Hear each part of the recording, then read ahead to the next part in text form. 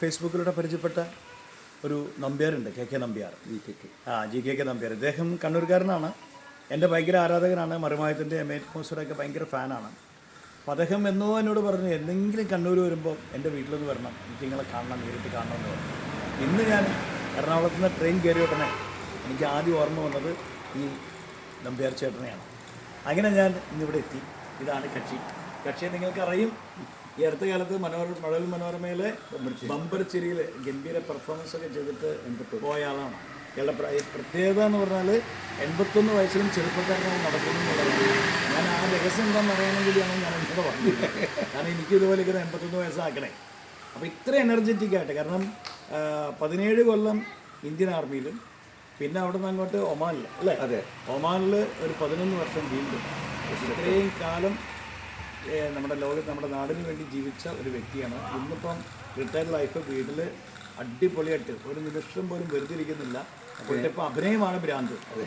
അഭിനയ ഭ്രാന്ത്. അവിടെ ഒമാനിലുള്ള സമയത്ത് ഒമാനിൽ ഒരു 19 നാടകങ്ങളുടെ ഒരു മത്സരം ഉണ്ട്. അതിൽ ബെസ്റ്റ് ആക്ടർ വഴി അങ്ങനെയാണ് ഭയങ്കര മോട്ടിവേഷനൊക്കെ കിട്ടി. ഇപ്പോൾ ബമ്പർച്ചിരിയിൽ വന്ന് ഞാൻ ആ എപ്പിസോഡ് കണ്ട് ഞാനും കിട്ടി. അതിനകത്തുണ്ടായിരുന്ന ജഡ്ജസ് എല്ലാവരും, ഗോപി അടക്കം പലരും, ആര്യയും, അവരൊക്കെ ഭയങ്കര അപ്രിസിയേഷനായിരുന്നു വേറെ കുറിച്ച്. പെട്ടെന്ന് കൊടുത്തൊരു സ്കിറ്റൊക്കെ മനോഹരമായിട്ട് ചെയ്തു. ഇനിയും വരാനിരിക്കുന്നുണ്ട് ബമ്പർച്ചിരിയിൽ ഇദ്ദേഹത്തിൻ്റെ ചില ഐറ്റംസ്. പിന്നെ ഇവിടെ വന്നു, ഭാര്യയെ കണ്ടു, മോളെ കണ്ടു, വളരെ സന്തോഷമായി. അപ്പോൾ ആ സന്തോഷം നിങ്ങളുമായിട്ടൊന്ന് പങ്കുവെക്കാണ്. നമുക്ക് ആ തൊപ്പിയൊന്ന് അഴിക്കുമോ? ഇപ്പോൾ എനിക്ക് വേറൊരു ഞാനിവിടെ വന്നപ്പോൾ പറഞ്ഞു, നമ്പ്യാരെ കണ്ടിട്ട് ഒരാളുടെ ചായ പോലെ എനിക്ക് തോന്നുന്നു. അപ്പോൾ ആരെന്നറിയോ? നമ്മുടെ സുധാകരേട്ടൻ, ഇപ്പോഴത്തെ നമ്മുടെ നടൻ സുധീഷിൻ്റെ അച്ഛൻ സുധാകരേട്ടൻ. ഞാൻ സുധാകരേട്ടനൊക്കെ ഒരുമിച്ച് അഭിനയിച്ചിട്ടുണ്ട്. സുധാകരേട്ടൻ്റെ ഒരു സുധാകരേട്ടൻ പ്രായമായപ്പോൾ ഇങ്ങനെയായിരുന്നു. അപ്പോൾ നോക്കുമ്പോൾ ഇവിടെ ബന്ധുവാണ്, വൈഫിൻ്റെ ബന്ധുവാണ് സുധീഷിൻ്റെ.